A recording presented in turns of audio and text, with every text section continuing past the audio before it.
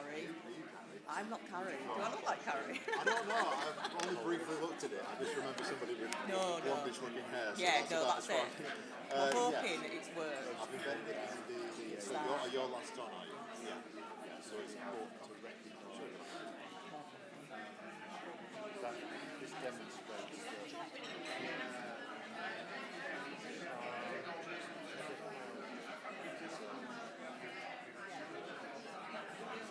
that's like 5 years, 6 years.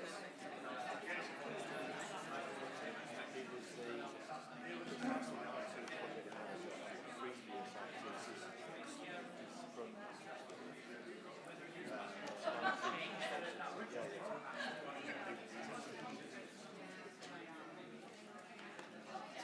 so his continuous improvements, like quality and still get this youth housing project, youth scheme assessments,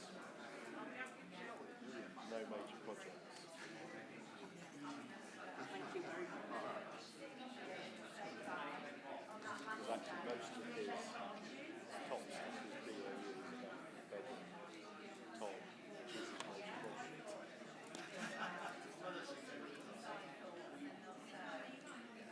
I need to get hold of him to speak about this onboarding thing. To see what he's been doing.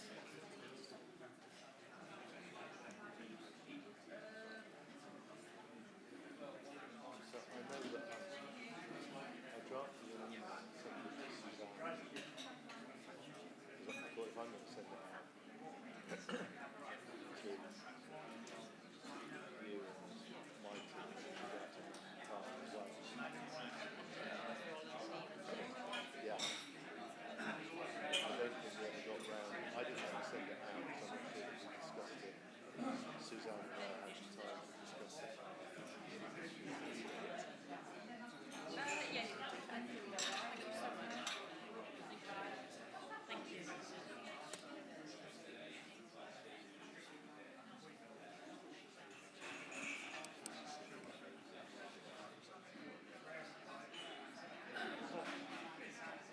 My job around tomorrow afternoon. And apologies about mangling your nose. I said that. Chatty look. I couldn't see who it was. It was a chap from the RTV. Oh, right.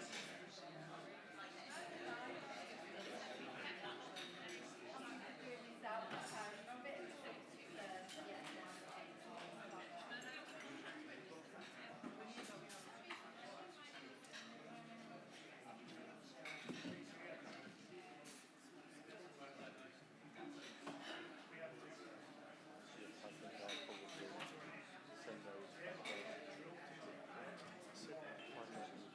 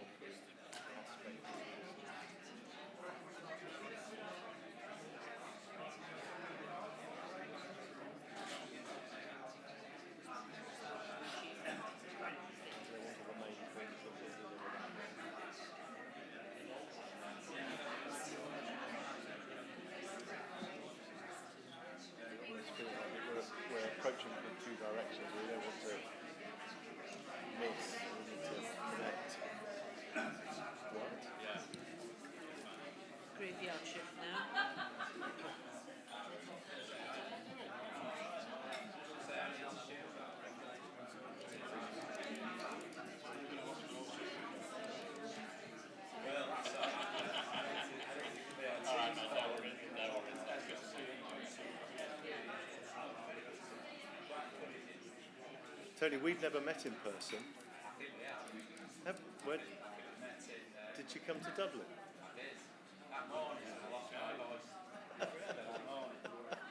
It's so long ago. Well, it feels so long ago. Yes, it would be.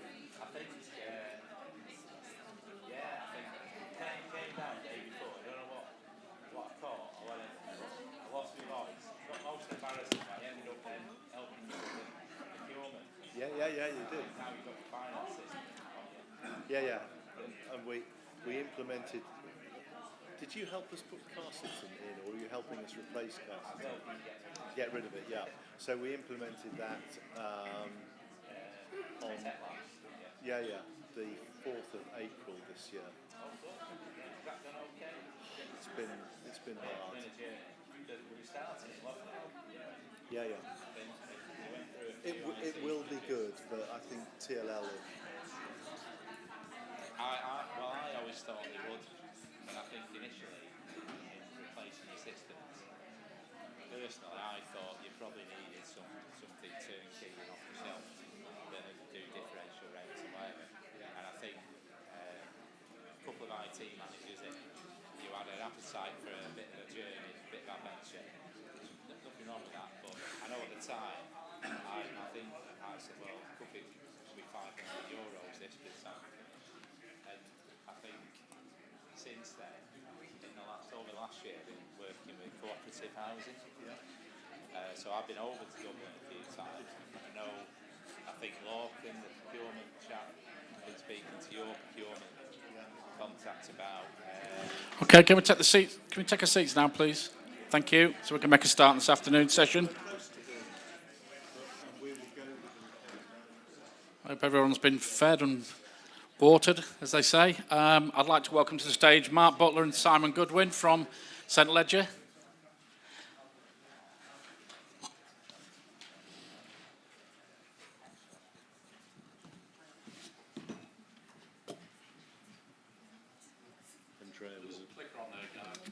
Yeah. Are you going to open that, have you? Yours? Yes. Hiya, good afternoon. There has been some changes. Mark Coogan with us today, so it is myself, Simon Goodwin and Kevin Butler. So I'm Planned Maintenance Service Manager at St Ledger Homes, and we're here to talk about our WOW World at Work scheme. And mainly I'm here to introduce Kev, really, who's the linchpin behind the entire scheme. He is our Career Start Coordinator, but much more than that, he facilitates between all our stakeholders and partners in the scheme to ensure that it all comes together and runs as smoothly as possible. And then while the candidates are in placement, Kev supports those to get the most out of their 6 months with us in regards of employment with ourselves and with external companies as well. So sort of career support on CV writing, applications and those sorts of things, and career guidance. So I'll hand over to Kevin. Thanks, Simon. Right, so I'm Kevin, not Mark. Mark, you'll see a picture of Mark later on, but no, that's okay. So my job at St Ledger, I'm this thing called a Career Start Coordinator, and in very simple terms, it's anything to do with employment. So as well as running the scheme that we're going to talk about shortly, I'm responsible for recruiting our apprentices, arranging work experience for young people to come in and spend a week or so with us, and also get to go around a lot of local schools doing assemblies, mock interviews, careers fairs and all that sort of stuff. So quite a varied role, and obviously we get to come here today. For those who don't know too much about St Ledger Homes, we're based in Doncaster, and we're an arm's length management organisation. Got one shareholder, which is the City of Doncaster Council, so they basically own us. You can see here some statistics established in 2005. And the bottom one, yes, we are named after the St Ledger horse race. We did have an apprentice this year at our interviews who thought it was the other way round. And he says, is the race named after you? And it's like, well, bearing in mind, I think the first race was about 1778. It would be cool, but no. When we were becoming an Almo, I think there was a competition amongst employees, and someone said, well, why not after the horse race? So I suppose if we'd have been in Liverpool, we'd have been Grand National Housing or something, so no. Okay, so I'm going to talk to you about our World of Work scheme, We'll call it WOW. And first of all, and probably the most important thing, is to recognise it's a partnership. So it's between ourselves, the local job centre, and the local college, which in Doncaster, it's obviously Doncaster College. It works because all partners are actively involved and invested. And so if anyone after today is thinking, yep, this sounds quite interesting, it might be something we want to look at, it really is important to have good relationships with your job centre and the college, because if they're not involved, it probably wouldn't work. We do have some other stakeholders, other job recruitment agencies, Sure Trust, various other people who sort of work with unemployed people. But yeah, I can't stress enough, it's a partnership. It was set up initially in 2013, so St Ledger Homes said, right, we want to come up with an offer for our tenants. So, yep, lots of meetings with the job centre, the college, and an initial design was formulated. The first courses began in 2014, and they were 2-week courses based at Doncaster College, and they were around getting people ready for employment. And then after that, our part was trying to get people either work experience with local employers, or jobs with local employers. But in the next 4 years, the courses developed. So it was seen as, okay, we need to move away a little bit from the getting people ready for employment, because St Ledger Homes had its own needs. And I'll talk in a while about a couple of the sort of current courses people do, but one at the time was we moved on to a little bit of employment, but a course around fencing. So teaching manual skills around erecting fences and everything. Why did we do that? Because St Ledger Homes was involved in erecting fences around our customers' properties. So the courses started to develop. Another course we formed was around cleaning. When a tenant leaves a property, you know, we all hope they're going to leave them like Buckingham Palace. Doesn't often happen. So after the main work has been done, we have a team of cleaners who go in and get the properties ready for the incoming tenants. So again, it was the need of the business that formulated the course. I started in 2018, and when I first started, I noticed that whilst we're getting a lot of people sign up to our World of Work scheme, not everyone, surprise, surprise, wanted to either erect fencing or work as a cleaner.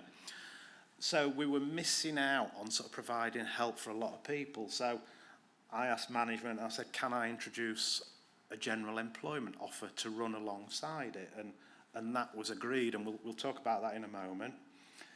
In 2020, when COVID hit, we had difficulties around getting people to come on the courses. Obviously, they had priorities elsewhere.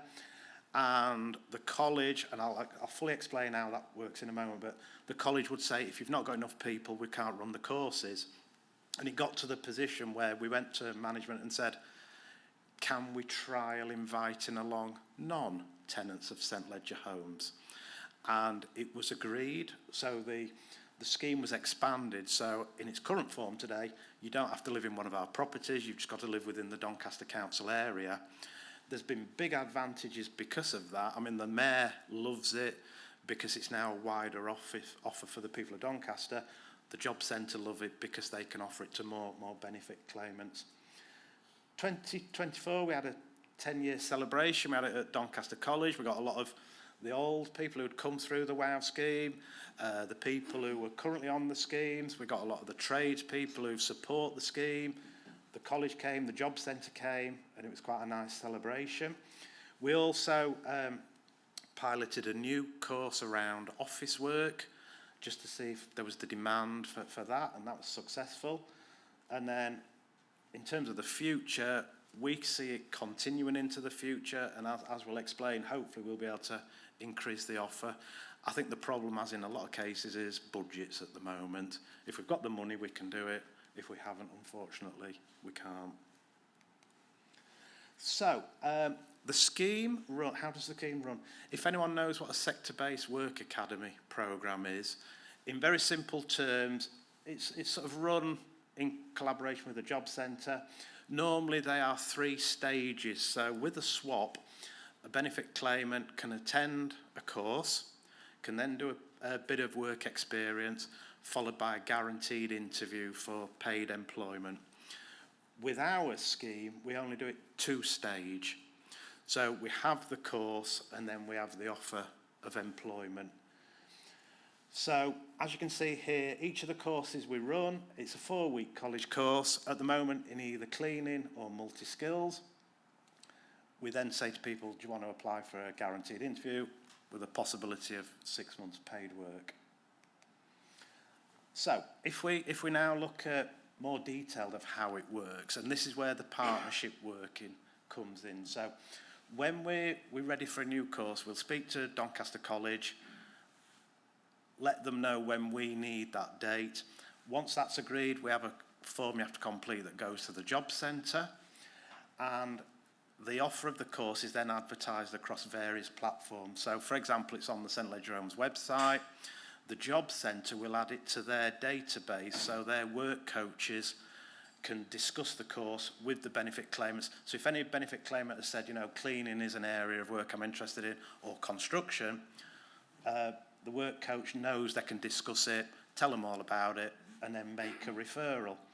So we set up an information session, and what happens there, we get lots of referrals in, and what you tend to find is to get 20 people to come to an information session, you've often got to invite 30 or even 40. You know, some people I think say they'll come just to get out the job centre. What we've found that really does work though is when a referral comes through, if it is say from the job centre, we will speak to that person as soon as possible, and we'll fill in any gaps in the information they might be looking for. And if we can start to get that relationship going, it tends to be the case they're more likely to then commit to coming to an information session. And the good thing with this scheme is, and again, this is something that really does work, is the scheme is totally voluntary. Okay, so it's a person's decision if they want to sign up to our World of Work scheme. It's their decision if they want to come to an information session or if they just want to get our general advice. So we don't force anyone to do anything, and that's been a big pull. You know, I think some benefit claimants, some tenants will say, the job centre's always telling me to do this, this, this and this. We don't, and it seems to work for us. So at an information session, all partners come along. So I will tell people about the World of Work scheme and the offer of work afterwards. The tutor will tell people about what they're going to do on the course. The job centre will tell them how it works with their benefits. So benefits are still paid during the courses, and the job centre will cover travel costs where possible. And it's only at the end of this information session that we then say to people, now do you want to sign up? So we're giving people an exit route at that point. And typically you might get 2 people who'll say, it's not for me, thank you very much, and that's fine. You know, we'd rather have people who are committed to coming on the course than people who feel forced. Most people will then say, yep, I'll sign up, which is always good news. So, the 2 courses we run, then they will often start. For the multi-skills course, what is taught are some basic joinery, painting, brickwork, groundworking. They will also do the health and safety level 1 on a construction site, and then that can lead them towards the CSCS card. For cleaning, they do all the stuff around COSH, infection control, all that sort of stuff. Now, even though some of the work that they sort of learn on the course is not relevant to the work they'll be doing with us, we like it because it gets people, for a start, used to health and safety, working safely. It gets people experience using the hands, learning some manual skills, bit of team working, all this sort of stuff, attention to detail. So it's almost like some of the softer skills is getting taught. The other thing that is always interesting is on day 1 of a course, people turn up and you get people who are very shy, they're very quiet, anxious, they'll sit, you know, at one end, they don't talk much. By day 3, they're already swapping names, you know, and chit-chat and all that sort of stuff. And we've had people on the last day of the course in tears because it's like, well, what am I going to do next week? I'm not going to meet Frank or Bob or Sheila, you know. They're all busy swapping phone numbers. We've had groups organise barbecue parties, nights out and all this sort of stuff. So again, back on the softer skills for building confidence, these courses are really good. You know, you're with like-minded people, you're all learning at the same level, etc. So what we then do on the first day of a course, in terms of the offer of employment, we take down some paper application forms and a job description relating to either a cleaning role or our multi-skills role. We still use paper application forms because we accept that people on the course, IT may not be their preferred subject, they may not have access to good IT, and what we don't want to do is put a barrier up for people, so we still use paper. We take it down and we'll say, right, we'll give you 3 weeks to decide if you want to apply for a guaranteed interview. We're not bothered if they've got no previous experience. It's all about them as a person, what they're going to learn on the course and how they sort of act on the course. And yet, when the course finishes, they will get a certificate of learning. We then come to the sort of pre-interview stage. So I return to college, I pick up the application forms, and before the interviews, we have a session with the college. We chose a few years ago not to require references for people, because if you've been unemployed for 3 years, 5 years, you're not going to get a reference, there's no point. So what we do, we have a conversation with the college and we say, tell us about the attendance of the person. Are they turning up every day? And we know that if the answer is yes, chances are they're going to turn up with us every day. And we ask them about attitude as well. You know, are they a team player? Did they cooperate? And again, we'll get a view on people's attitude. We joke that we don't want any miserable people working for us because we've got enough already. But, you know, and we have had other cases where people say, oh, this person, they do smell of alcohol and stuff like that. And, you know, it's a little red flag. So that conversation, along with the interview that we do, helps us form our decision. Now, we offer 6 temporary positions at the end of every course. And we offered 6 because the job centre fund the course, and the job centre always said, look, we've got to have value for money. We can't just have a course running where only 1 or 2 people benefit at the end of it. So we agreed on 6, and that works really well.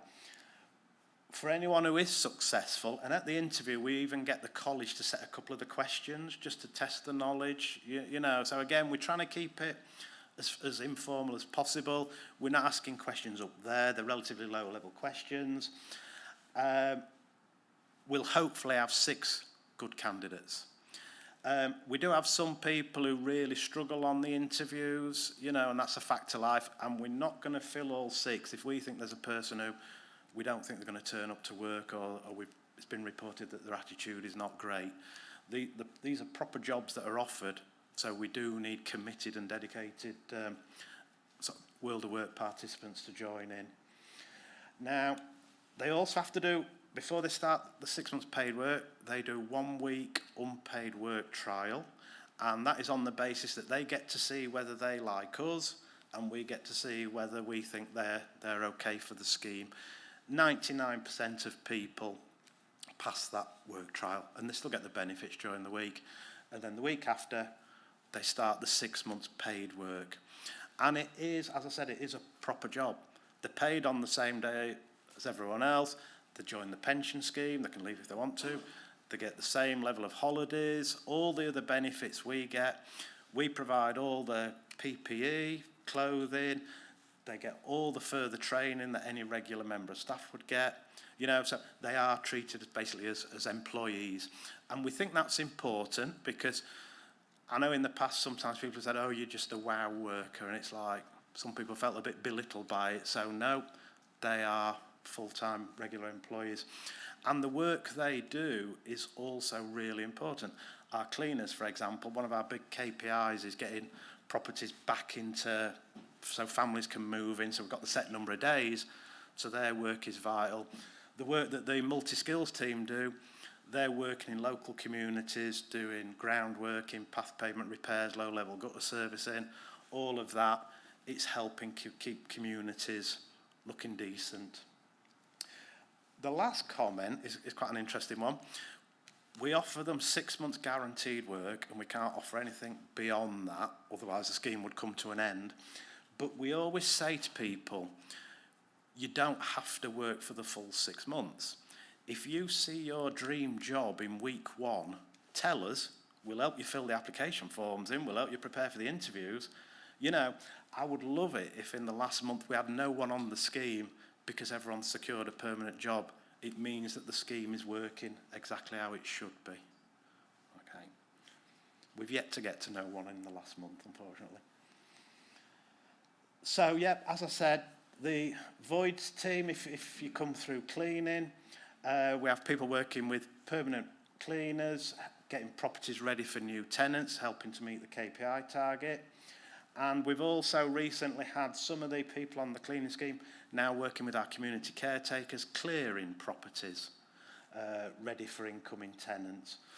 Simon, do you want to talk a little bit more about these plans? I'm fortunate enough, plan maintenance sits within my service area, and the WOW deliver a preemptive plan maintenance programme for me. So during that, we work on vulnerable bungalows only, low level, and they visit about 300 to 330 properties a year.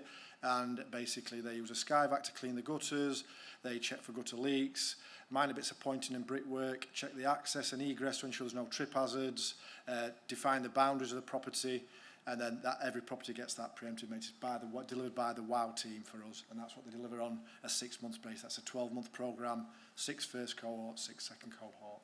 Yeah. Right. So, as we found out, not everyone wants to work for St Ledger Homes, not everyone wants to be a cleaner or a multi-skills person. So our additional offer is around general employment help. So as you can see here, the usual stuff, help with CVs, application forms, interview preparation. What is really useful about my job, I think, is because I sit the other side of the table and interview for apprentices and various other people, I see the good, the bad and the ugly of interviews. With the world of work, in effect, you're sitting the candidate side of the interview table, so you're seeing the barriers, you know, the nerves, the lack of confidence and all this sort of stuff. So I'm able to see both sides, and one of the best bits of my job is when you can help someone on this scheme prepare for an interview, you know, and you hopefully give them all the good things to say at an interview and sort of leave out the negatives. We also send out a weekly email where we do local job searching.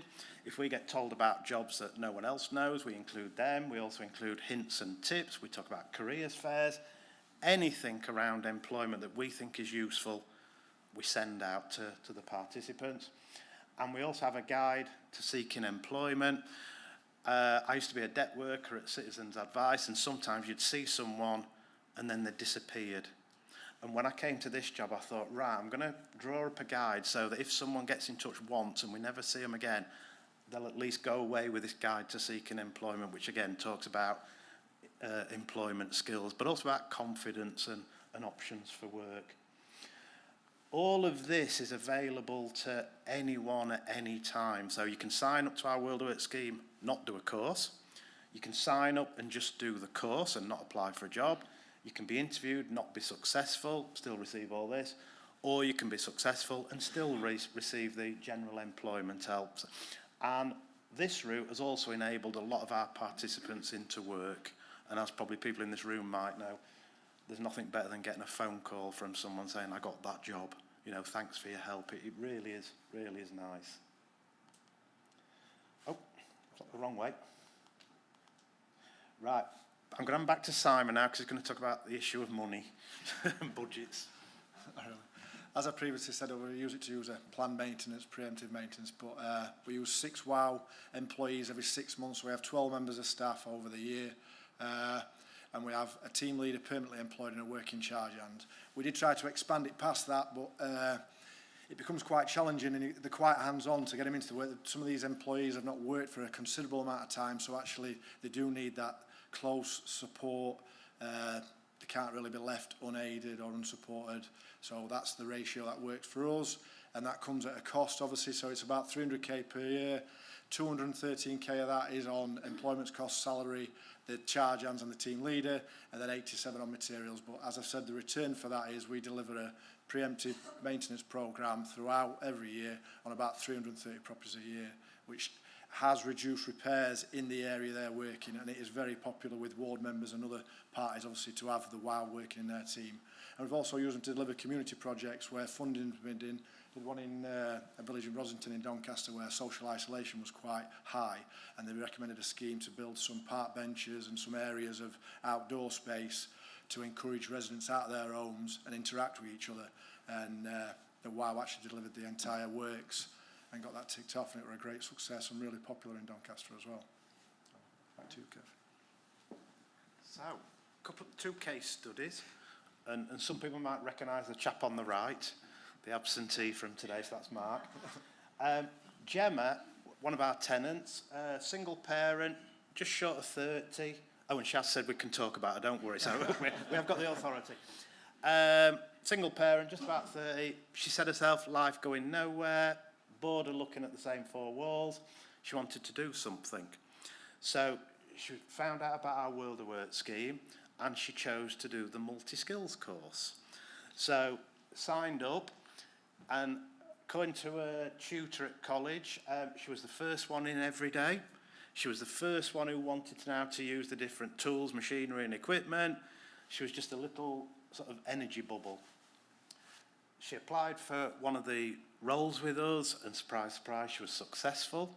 And then 4 months into the 6 months, we had an apprentice plasterer's vacancy come up. And she applied, and she was by far the best candidate. So she then became an apprentice plasterer. 2 years into her apprenticeship, she won Apprentice of the Year at Doncaster College. She finished her apprenticeship last year and has now secured a permanent job with us, so she is now a plasterer. You know, she can swear as good as the men, I will say that. And she's only this tall, so I think even her friend said, well, you can do the skirting boards. But no, she's brilliant. She's a role model. And even college, when we do the information sessions, they talk about Gemma, so she's a little star. And then Sean, who is the middle chap, Sean was caring for his partner for about 10 years, and she sadly passed away. And Sean got in touch with the rents team, and again he said, oh, look, I'm really desperate, I've got no future, I really don't know what I want to do. And someone said to him, well, have you thought about our World of Work scheme? He got put through, and again he signed up to the course, did the multi-skills, secured himself a 6-month role, and then a job came up. I think it was a driver labourer's job, but Sean gets very, very nervous, and he swears as well. And so we coached him. It's like, please don't swear. Whatever you do, please don't swear during the interview. And he did the interview, and he's been successful. And he said to me one day, he said, oh, my former partner would be proud of what I've done, you know. And he spoke at our 10-year celebration, and we had people in tears when he told his story, you know. And if you go hunting down our annual review video, I think for last year, he's done a video about it as well. So, again, we're proud of Sean. And then the middle three chaps, Lee, the tall chap, did the WOW scheme, is now a roofing assistant. Simba, the middle chap, has recently got a driver labourer job with St Ledger. And Danis, the left-hand side, he's now become an apprentice plasterer. Yeah. We kind of like it where, if you think about it, the 6 months it's almost like the longest job interview you can have, and it shows us the reputation of the people. And so where a permanent vacancy comes up, if they express an interest, as long as we're not on the interview panel, we will help them through the process, you know. And so I think in the last 5 years we've had 16 people on the World of Work scheme secure permanent jobs. 4 have gone on to apprenticeship, so hopefully they will secure permanent jobs when that finishes. So we now see the World of Work scheme as a great route into construction for people who haven't had, you know, the skills or the look to some extent. And what we find is, I'm sure people know this, if you deal with people who've been unemployed for a period of time, you'll always get that commitment. They don't take it for granted, you know, a job. They're always smiling, you know, so it's really worthwhile. So why does it work? As I said at the start, it's a partnership and we all remain invested and active participants. Lots of communication, you know, every other week we're on to the job centre or the college. I don't know if anyone's ever come across a chap called Steve Palmer. He used to work for the construction trade, CITB, and Steve is the most infectious, multi-skills tutor at Doncaster College you will ever come across. You know, his enthusiasm is incredible. So he is a really good salesman for the scheme. For the participants, yep, voluntary, useful training. You can see some of the other benefits. And as I say, I think the softer social skills is something we probably underestimate, but when you see people grow over the 6 months, it really is incredible. And it works for us, gives us a pool of potential employees, as I say, contributes to our major targets. The mayor loves it, and assists with our community work. The college, yep, they're getting paid for doing the courses, and it's good PR and investing for them. And as I say, with the job centre, yep, they're obviously targeted with getting people into work. And we always think, oh, are they ever going to sort of pull the plug? No danger of it. They love it as well. So we all benefit, which is really nice. And I think that's about it. So thank you for listening. And No, brilliant. right.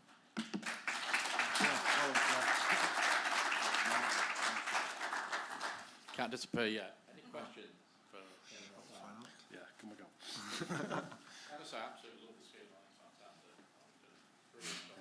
I love the tripart with yourself and the college and the job centre. I think it really shows true collaboration and partnership. Absolutely love it. Some of the wows have gone right way through from inception with WOW to Kevin to roofing assistance on our CDM sites, which are delivering re-roofs in Doncaster, and then we've upskilled them from roofing assistants to fully qualified roofers. So some of the wows have gone from real sort of ground roots, just coming into employment, been employed for long periods of time, to gaining actually full MVQ and being fully qualified roofers, which is fantastic. Any questions? Yeah, Jen?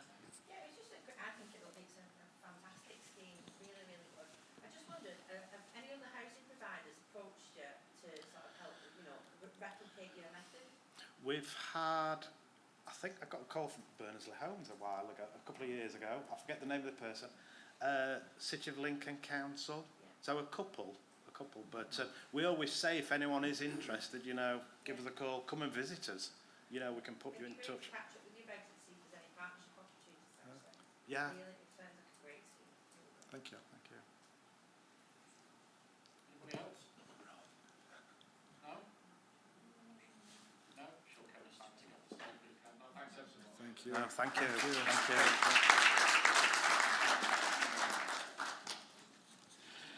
Okay, last session with Kate Parker and Meg Lee. Thank you.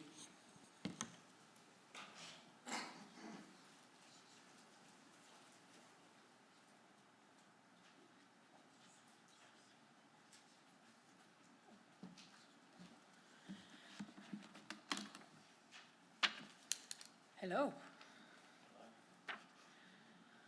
Oh, I've just realised the benefit of having to wear my glasses to see my notes is that I can't see any of you. Fabulous. Okay. Hi, everyone. I'm Kate. This is Meg. We're from Procure Plus. I think most of you will probably know us. We have, I don't know if I'm using the right words here, but a bit of a strategic partnership with Direct Works. You'll know the lovely Matt Jarrett, who's sat at the back. And you probably deal with us mostly on the procurement side of the business. The plus is baked into what we do. You can't have one without the other. And we're here kind of representing the plus side, continuing the theme of today. Your organisations probably call it social value, community benefits, something like that. A little bit kinder than just calling it plus.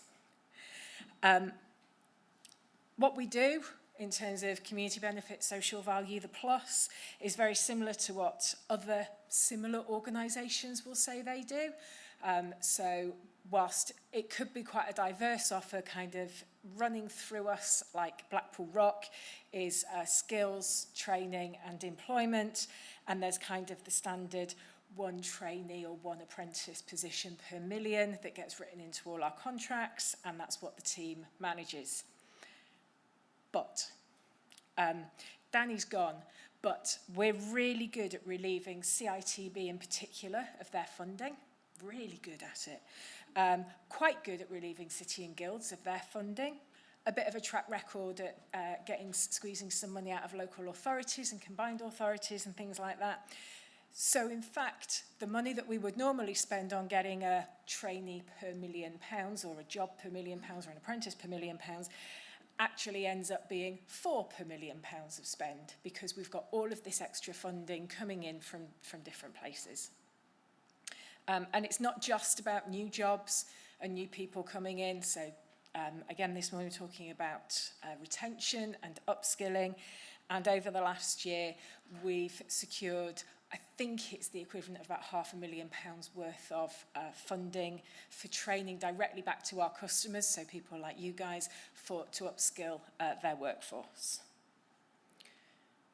So that's a little bit about Procure Plus.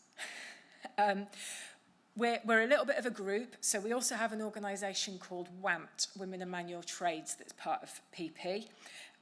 Women and Manual Trades is the country's oldest organisation supporting women in construction. It's a little bit older than me. It was 50 last year, and I'm not quite there yet. So established in 1975, and it was sort of 2 generations after World War II, when women, as part of the home front effort, were getting involved in sort of construction stuff, kind of after the equality and liberation movement. So again, there was this thought that, yeah, women can get involved in construction. Most of what WAMT did was in the southeast, and a lot of what it did was around offering services to private households. So it was a lot of sole traders, that kind of thing. And WAMP set up a directory of sole traders that households could engage with to have work done. When WAMP started in 1975, there was 1% of the trade workforce was women. Now it's just under 1%. Nowadays, it's just under 2%, so we've done a really great job in 50 years of doubling it, but there's obviously still a long way to go. Actually, with the programs that we run as Procure Plus, with sort of WAMP supporting us, we're currently running at 4.5% of the workforce that we engage with are women. So again, brilliant, but there's still a long way to go. And so that's where we're at the moment. As an industry, we're sort of looking at just under 2 in every 100 women who are working in trades. So, yeah, just under 2 of every 100 people working in trades are women. A slight aside, you will hear the statistic, and I think Danny mentioned it earlier, of between being 15 and 20% of construction being women. Women in construction did a phenomenal job back in the early part of the 21st century, after the London Olympics thing and the build of the Olympic Park, in getting women into the broader construction industry, so into professional roles, architects, surveyors, engineers, that kind of thing. And they took huge strides forward. So broader, bigger construction industry, including professional roles, absolutely we're up at 15-20%, but trades were still kind of bumping along the bottom a bit. But it's not all bad news.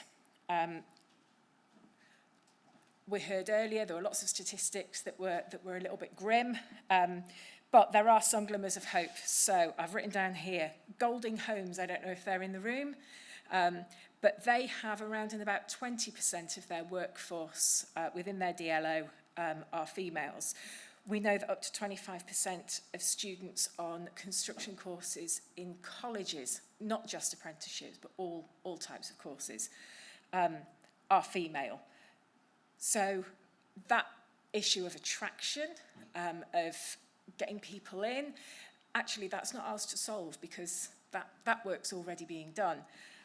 What we're potentially looking at is the issue around retention, which has been touched on at points today as well. So the challenge is to work smarter rather than harder. Meg's going to share some case studies of some initiatives that we've established, and we're not saying that they're a silver bullet. They're not going to solve the issue of diversity within your workforce or employing and retaining and sustaining your workforce. But we have worked across the country. We've identified strategies and actions that make sense for employers. We might need to look at some partnerships, and Jen, you were asking earlier about whether people had been working with St Ledger and working together. It might require some partnerships with and some conversations with your HR teams to talk about ring fencing roles.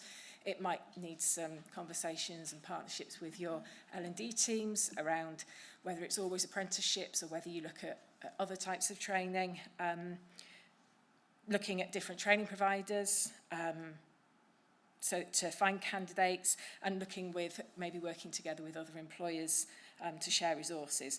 But it's not for us to solve the problem.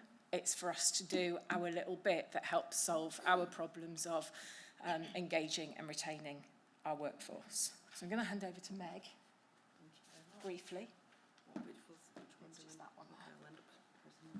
Hi everyone, I'm Meg Lee and I am the Employment and Training Manager for Women in Manual Trades at Procure Plus. So I've actually only been at Procure Plus for 9 months, and I just want to give you a bit of background about my story before I started as well, because it'll kind of make you understand why I'm so passionate about getting women into manual trades or into jobs that people might say that they shouldn't be in. So I joined the Army at 16 and I spent 12 years in the Royal Artillery flying drones. I then came out of there and was faced with a stint of unemployment. Believe it or not, Scarborough doesn't have a lot of drone pilots there, so I didn't really have any work to go into. So for my sins, I ended up joining the prison service as a prison officer at a men's category A prison. Yes, that was very interesting. Luckily, after that, I did get the job with Procure Plus, and that, like I said before, that's why I'm so passionate about getting women into the roles that people might not think that they can. So all I'm going to talk to you about today is some of the different initiatives that we've actually done and the pathways that we've created. So the first one that I'm going to talk you through is the 3-2 programme, and that's Carrie's story, which I will show you a quick clip on. So the 3-2 paid placement programme, it is a bit of a tongue twister. You'll get it in the end. I'm nearly there after 9 months. So basically, it was developed by Women in Manual Trades in partnership with local colleges, and it was aimed at women enrolled onto construction trades that actually weren't already in the construction industry. The structure's simple. It says it on the tin. So it's 3 days at college, and then for the other 2 days, they will then work alongside a contractor. So for this then, the participants will get paid employment for the 2 days that they are working, which helps them gain that knowledge and experience that they wouldn't if they were doing another role, say for example at a tanning shop or Tesco's. So that just means that they then can gain that experience, which hopefully will then bring them to either full-time employment or an apprenticeship once they finish the placement. So the placement can last anything from a couple of weeks up to a year, going on to the next academic year. We've currently got 2 girls at Leeds College of Building that were on the level 1 plumbing. They did 6 weeks placement and then went on to the level 3 gas engineering, which started today. So it just shows that, you know, they can build that knowledge and experience that they wouldn't have before. It was piloted in Manchester before I started with the social value team that actually created it, and 6 of them actually went on to full-time employment and still are in employment now. So it has been proven. So what are the benefits of the 3-2 then? So the first benefit is obviously it's real paid experience. Like I said before, it's not just classroom learning. It means that they can have the experience on the tools as such and not doing something else what they're not getting paid to do. And like I said, it's a route into sustainable employment. So for the colleges then, it's an improved engagement and success rates, and it's stronger links with the industry and better student outcomes.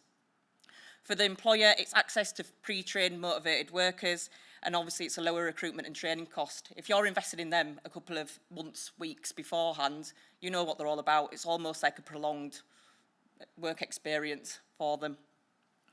And then for the industry as a whole, we'll help tackling the gender imbalance that we're currently facing, and it builds a more diverse and future-ready workforce and strengthens collaborations between employers and the education system.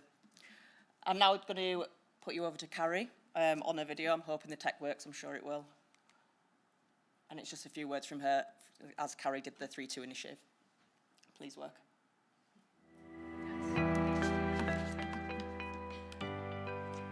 I started my adult career in retail, in visual merchandising, and progressed to management within that.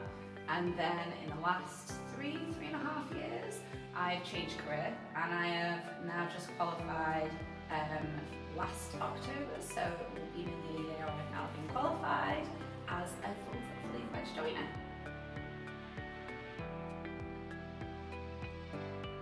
Dad's actually what we call the trader Sparky, so an electrician. But he always had me building small bridges and all sorts, and it was the happiest I ever was. When I decided to make the change, your career is a big part of your life.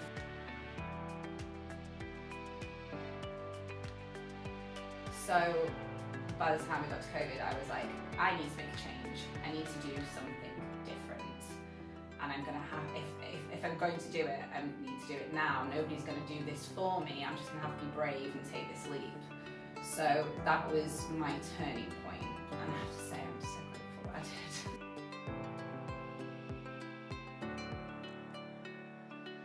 So having the confidence to do it was definitely step one. And then step two, when I actually did do it, when I got to college, it was then trying to get myself into an apprenticeship. And that was a little different because obviously you normally expect someone at 16 to be going for an apprenticeship, not somebody in their mid-30s.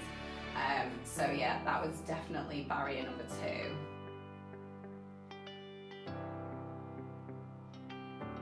Of course, so the 3-2 model is basically 3 days in college, so doing a normal college day, and then two days on an actual building site or social housing, maintenance, whichever road you take. Having the time in class to do the work, and then having the reality of working on site, it was so good because you actually got to feel what it was like to go and do these things that you're hearing about on paper, and you get told all these stuff in tutorial books, and you do them as mocks, sort of like examples, like mock skirting. But there's nothing really compared to actually going on site and doing the real thing.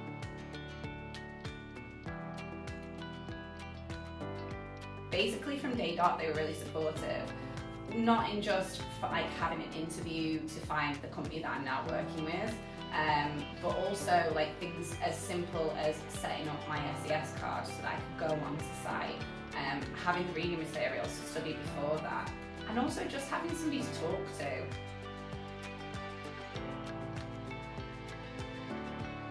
So at the end of my 3-2 initiative, I actually had an interview with the company that I've been working alongside with Procure Plus, and it opened up doors in the sense that the company were very pleased with the work that I've done, and they actually offered me the full-time apprenticeship, which I've then obviously completed with them, and I'm now still with the company. But equally, if I hadn't done that route and I'd not completed that, it would have given me the experience that I needed to perhaps approach other companies or find other apprenticeships.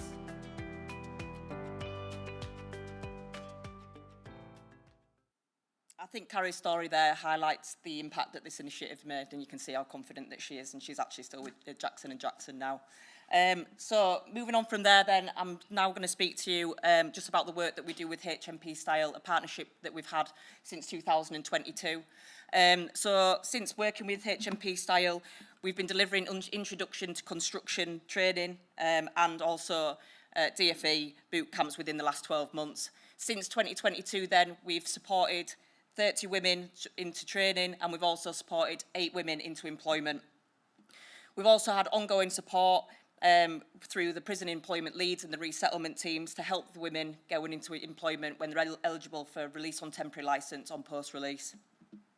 So what's the benefits then of this partnership? Well, it offers a second chance, and I think that's the big thing with the roots to stability and purpose through work. And I think that's when we go speak to the women at HMP Style, that is what they want. They just want that second chance, and helping them through that with employment outcomes is a good way to go. So what are the employer benefits of having ex-offenders for employment? So over 2/5 of employers say that hiring ex-offenders increases workforce diversity, and it's an employment is key to reducing reoffending. And like I said before, most people just want a second chance. Many prisons already offer industry-level skills training and give employers access to ready-made talent pools. This approach also meets social responsibility goals whilst addressing skills shortages.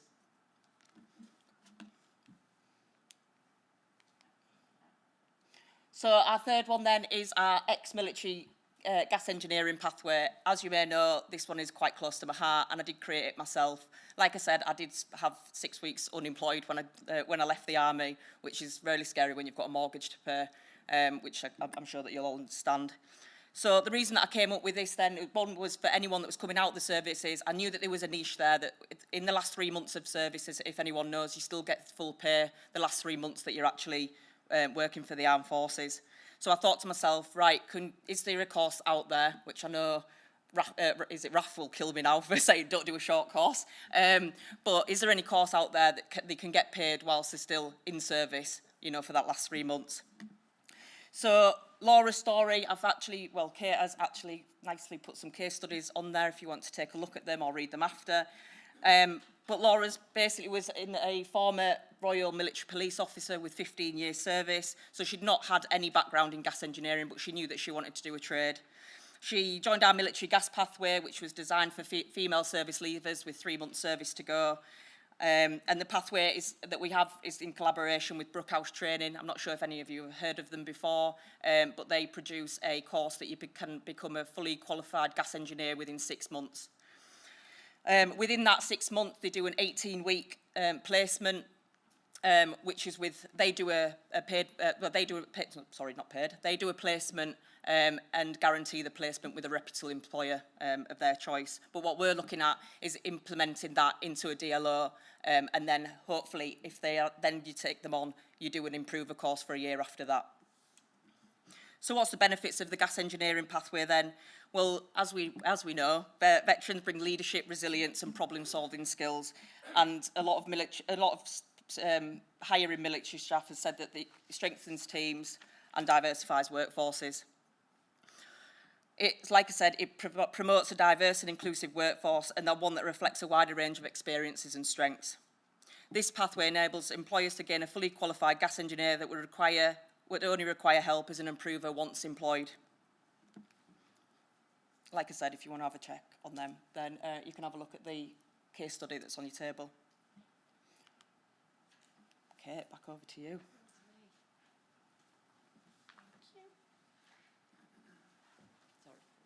That's all right. Okay. So we've heard some great stories. We've got the 3 case studies that we've brought. Actually, the one that we just heard before us from St Ledger was amazing, and I certainly, having only heard you speak for about 10 seconds on Sean, kind of was like, oh, something cutting some onions in here.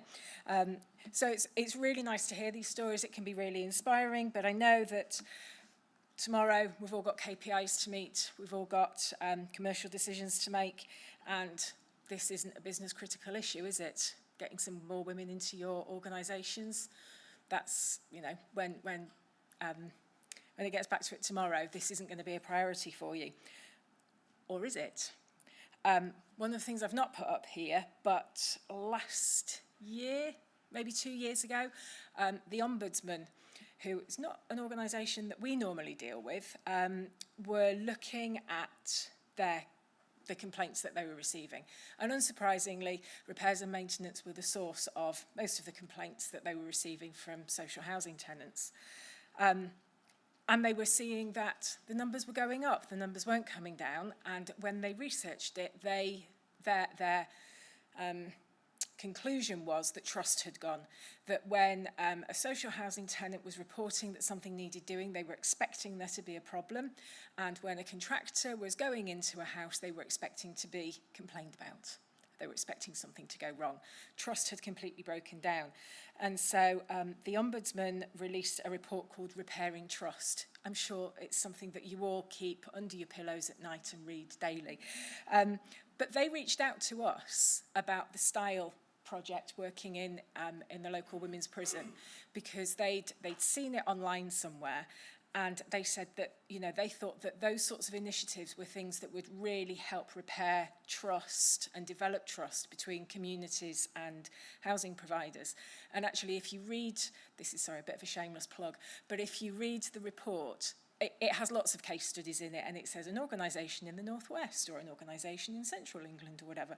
And then for ours, it says Procure Plus does this, because they were so impressed by what it was we were doing. And actually, if you go and hear the Ombudsman speaking, they keep talking about us, which is unusual for the Ombudsman to be talking about an organisation like us, but actually just shows the impact of what we're doing on the social housing sector. It's not just that it's really nice that we're working in prisons and we're giving people a second chance. That is really nice, but it's actually making an impact on the sector as well.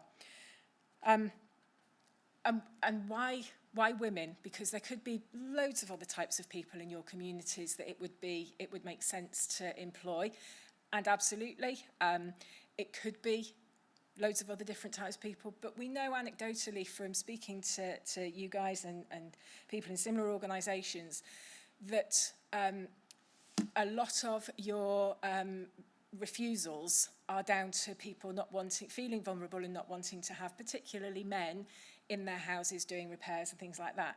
So we think that by engaging more with women and diversifying the workforce in that way, it's going to make the organisations and the work that you do more efficient. Up here, glasses off. So I've got some stats up on there. PwC do a report every year. Again, something that probably sits with that Repairing Trust report that you're all reading every day. But they look at women in the workforce. And what they say is that if women entered the workforce at an equal level, I'm not talking about equal pay, I'm not talking about women being paid more, but I'm talking about women entering the workforce, it would increase the GDP by approximately £43.5 billion by 2030. Now, that's not all coming into St Ledger Homes. That's not how it works. But some of that is going to come back into your communities if you're focused, and if we're all focused, on improving the diversity of our workforce. We know, and Carrie mentioned it in her case study, that women will change careers and enter the construction workforce at around about late 20s. So there were some questions earlier on about, but if we take apprentices on, then they leave to go for loads of money, and then we don't get them back again until later on in their career. But we know that particularly for women, stability is more important. So if we're doing our jobs properly when we're engaging with some of these people, and we're explaining that a job with you guys, yeah, it's not £300 a day. If it is, I'm in the wrong job. But it's sick pay, it's holiday pay, it's a pension. You know, you can be on 75 grand at £300 a day, but you're having to then, you know, if you're off sick, you're not getting paid that. If you want to go on holiday, you're not getting paid that. And if there's a bit of downtime, if you're not working at full pelt, you're not getting paid that. So working in our sector is a lot more secure and a lot more sustainable, and that makes it really attractive to this group of people. It also, so we've talked about the Ombudsman, now we'll talk about the regulator, our favourite people. Because if we're getting women in, then they're being paid more, they're being paid better, households are earning more, therefore they're going to be paying their rent. And that is, I mean, that's business critical to all our organisations, isn't it? That rent's being paid. That then feeds back into the regulator of social housing and our viability scores and all of that kind of thing, because we're getting rent paid more regularly and more sustainably. Having our workforces better reflect our communities feeds into our consumer standards, directly feeds into our consumer standards. So adopting some of these programmes, whether it's WAMPed, whether it's the WOW thing that St Ledger are doing, but all of these things actually are really business critical to us, or should be business critical to us. So, that was my little preach. I think I'm handing back to you for what next, and to explain the little things that have just appeared on your table. Yeah, thank you. I don't think I need that again, do I? No. So we're just going to do a little group practical session now. If you can, they were supposed to be in envelopes, but they're not. They should all be gathered together. If you can just grab them, I think there is only 10 of each. So if you are on any back tables, can you just condense, please, into 10?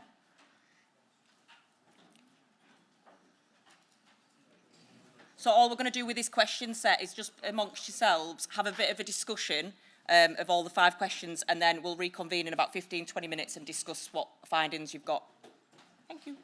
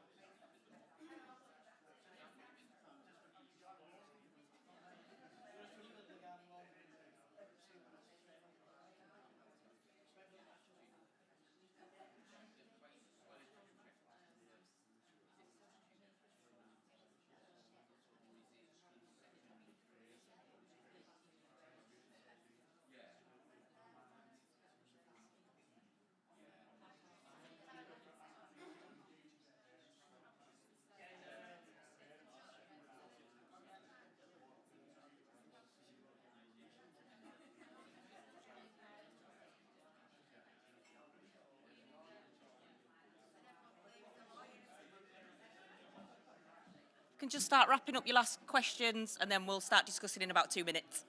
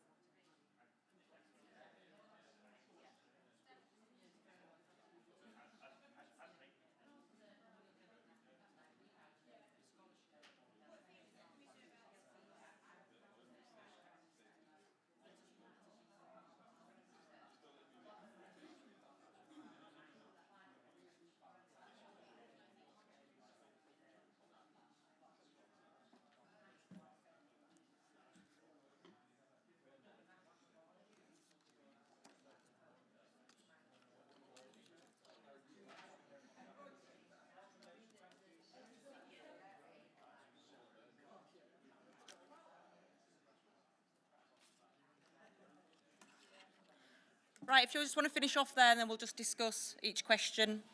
So all we're going to do now is just go around each table, have a chat with what answers you've come up with and see if there's any reoccurring themes there. So anyone that want to volunteer or be voluntold? Yeah, we'll go first. Thank you. Go on, Jen. What do you want to say? So just, just say this. Well, we went through all the questions. We felt most of the answers all resonate within those questions. So, workforce challenges, we talked about resilience, workforce training, we talked about single points of failure as well, how we seem to fall on that one all the time. Definite lack of skills, we know that, we've seen it all throughout today, it's been the theme today. We know and recognise there aren't enough female trades. We know where we are at this moment in time and what we need to do about that. But we were saying about there's a risk factor around that as well in terms of doing something different because of the sector we're in. Obviously, it's quasi public sector, and we are to a point restricted about what we can and can't do within reason. That's not a reason not to do it, but I think we're working within the constraints, but we need to do more. So we challenge ourselves, we need to do more, we get that. There's a stigma around what we do in the sector, I think. I don't think there's anybody actually telling people what kind of career they can have. We talked about pathways from apprentice through to chief exec. Where are those pathways? We talked about succession planning, and then this other point about how we get in our own customers, which why the wow was really on this table anyway, was we were impressed with that because that's getting customers into work. And it's a self-fulfilling, Michael, of this self-fulfilling prophecy. If they're working, they can pay the rent, reduces benefit, creates a community, so it makes sense. We felt that schools are a challenge because from an education point of view and from the fact they're not selling around what you could actually do. I think there's more of a thrust now to go to university. But why couldn't that be an apprenticeship anyway? Anyway, I won't put in that. Salary we think is an issue. There are definite regional and geographical differences as well. Colleagues here from Dublin, they were talking about slightly different to what we were experiencing. So that's interesting to hear. Talked about draconian processes, and we do need to think out the box. I know we all say it, but do we really do it? I'm not sure we do, and I don't think we have ourselves to task. 3 things we felt that was partnerships. We need to invest in residents. Again, we think that's self-fulfilling. Again, selling the sector, promotion, definitely engaging with customers. We know we do some of that, but not really about what you guys have been talking today up on the stage. There is a real need to invest in communities. That's not just us either. I think that's as a nation as well. Improve the planning. That point was made this morning with Danny as well. It was ready to go on the table about if we had a good 5 or 10 year plan, we could all plan around that instead of it being year after year. So we signal rather than actually, rather than that longer term planning. Brilliant. Thank you. I know that Kate is scribing there while she's saying this. I'm not just taking it all in and not listening. Next table then, please, just for any of your findings. Yeah, thank you.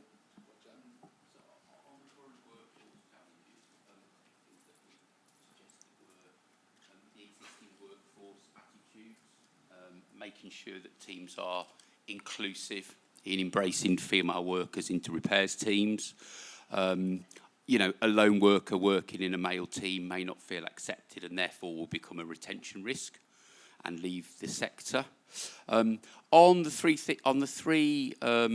impact piece, we said we'd rather focus on 5 years than 12 months because it might just be like sticking a plaster over it over the next 12 months. But is there an opportunity to offer sort of tasters and secondments to existing female employees that are maybe working within planning or customer care departments, that your existing employees, to get them out into the field to taste the repairs sector? Could schools be doing more to offer advice and career suggestions to schools, to girls within schools at the ages of sort of 12 to 14? In terms of what was it? What might these challenges be an opportunity for? We'd said like embracing generational change. So there is room now for 2 electricians in one household because partners share the load far more. Whereas 20, 25 years ago, the reality is that probably wouldn't happen. There's definitely an opportunity for the second job piece where females can come back into the industry and undertake it as their second role. There's probably a challenge within females feeling, what happens if I go into the industry and I fall pregnant? Will I be able to carry on with my role throughout the sort of 8.5 months that I continue to work while I'm pregnant? What do we need to work in partnership who do we need to work in partnership with to make this happen? Schools and colleges came through in our discussion quite a bit. Are schools, again, doing enough at an early stage to open up the opportunity for both construction and repairs to girls? And then what things can I do about this and when? I'd put down here, personally, speak to my own daughter, who's 14, about this career path, because I've never spoken to her about it, and she's 14. So that sort of is indicative of the overall challenge, really. And that was it from us. Brilliant, thank you. Thank you. Middle table, Kate's been there, so I'm happy, unless you want to have a chat. Been kindly volunteered. Oh, thank you. We talked a lot about culture on our table, and I don't know, bridging different cultural gaps maybe, and the difference between what some vocal members of staff might express as their feeling and what's coming up in kind of internal surveys, and just kind of dealing with the reality of that and perhaps empowering people. And a lot of the solutions were around talking about it. We also talked about just having a bit more processes and things around culture. Opportunities for us. We didn't want to be around in 5 years. No, not just me. That's Derek. I can drop him in it, right? If he drops me in it. But 12 months and 3 years, we had like grand plans. And then lots around challenges and opportunity. I mean, it felt like quite a lot of it was around talking about the challenges with teams and also with other people who are perhaps kind of in similar challenges, and kind of learning from one another and collaborating around what works. So this kind of forum, I guess. Thank you. Just some more notes from the final 3. Anyone want to? If it's already been said, then don't worry, but if there's anything that you want to speak about, just so Kate can note it down, and then it's moving forward with the notes. We sort of touched on that there's an overriding sort of stigma, I guess, attached to social housing to a degree, with working environment and you know, compared to a commercial building site, as an example. You walk into a nice clean environment, it's, you know, there's nothing to sort of turn your nose up at, or it's all laid out for you. Whereas obviously, if you're going into a recently vacated void that's just been emptied and not particularly cleaned down to, well, you're going into something which isn't attractive to go and work in. So I think that's something which is been around for a long time and will continue to be around, and that's why a lot of the guys that work within social housing need a bit of a pat on the back for it. But yeah, that's what we touched on. Timescales, God, it's been the way it's been for a long time. Will it ever change? I don't know. There's a potential to bring in cleaning companies prior to a repair. Is that cost effective? Probably not, but there's definitely an overriding sort of stigma out there. Social housing, I wouldn't want to go into somewhere where there's things all over the walls and needles and potential things. So I think that's something which is definitely an issue touched on. Cool. Thank you. Anyone else? I'm just conscious of time. It's 10 to... Anyone? We covered ageing workforce and females as well, so it's quite similar to the stuff that's already been spoke about. But one thing Kim did mention about females in repairs and maintenance and trades, we feel like there's still an unconscious bias about bringing females into a repairs and maintenance role from both sides, from females themselves. So I would give the example that we run a block release model for our apprenticeships, and one of the comments I've made is that it might put some females off going to staying away from home with potentially 11 males and they're the one female for a week a month. Not everyone's going to feel comfortable doing that, so it's how do we change that perception, and how do we make females feel comfortable and make them feel like they're respected within this sector as well. Thank you.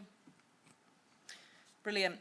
No, thank you for that feedback. Obviously, Kate will put it into a bit more of a format, and then we can look at what we can do moving forward. I just want to end on, I know that many of your DLOs and certain organisations will have different initiatives and different pathways, but what I wanted to come here and kind of push out is that we just need to collaborate, share the ideas and pathways for women to enter the construction arena, and together we can remove these barriers, the challenges, and create a more diverse workforce. Thank you.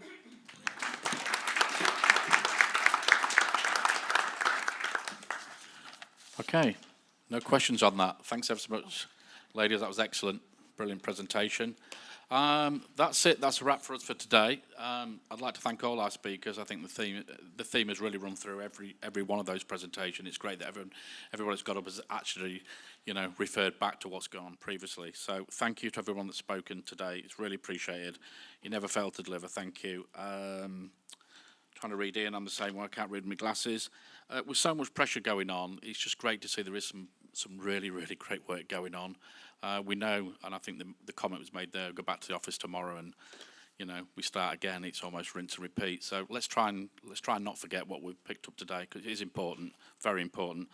And if we really want success, I know you'll go away from today and you'll make it work, but let's keep remembering that and keep the conversation going. Thank you for all your support again today. Thank you for turning up and getting involved and being brave enough to ask the questions, because I think sometimes you've been in audiences where we've hardly had any questions and I've had to do lots of questions again. So well done again to all of you for today, and thank you for being on time. Just one request: can you dump your lanyards on the table there if you wouldn't mind, please? The slides and the recordings will be available. We'll get them out to you as soon as possible. And it just leaves me to wish you all a safe journey home, and thanks for coming. Thank you.